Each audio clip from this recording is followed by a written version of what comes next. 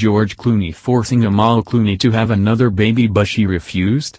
George Clooney and Amal Clooney have allegedly been butting heads over their baby plans or the lack thereof.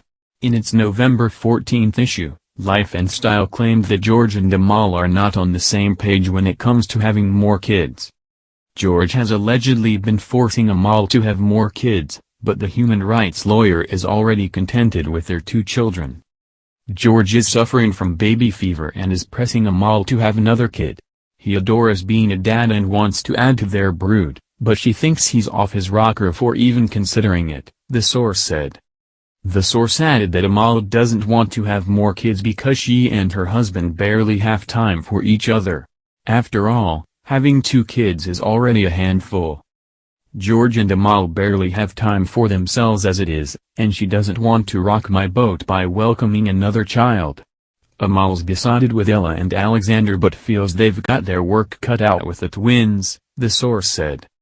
However, one should take the tabloid's claims with a grain of salt.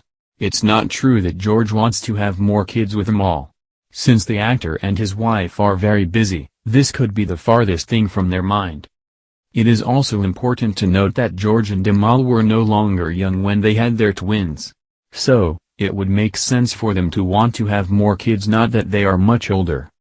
Meanwhile, the Clooneys made headlines recently after Us Weekly revisited the couple's relationship timeline. 2 years ago, George spoke with CBS about how his relationship with Amal started. The actor also revealed that he and his wife didn't talk about marriage while they were dating. "We never talked about marriage when we were dating, and I asked her out of the blue. It took her a long time to say yes. I was on my knee for, 20 minutes. I finally said, look, I am gonna throw my hip out. We told that story to her parents, and they're like, there's something wrong with his hip," he said. George and Amal tied the knot in 2014 in Venice, Italy. They started dating just 1 year prior.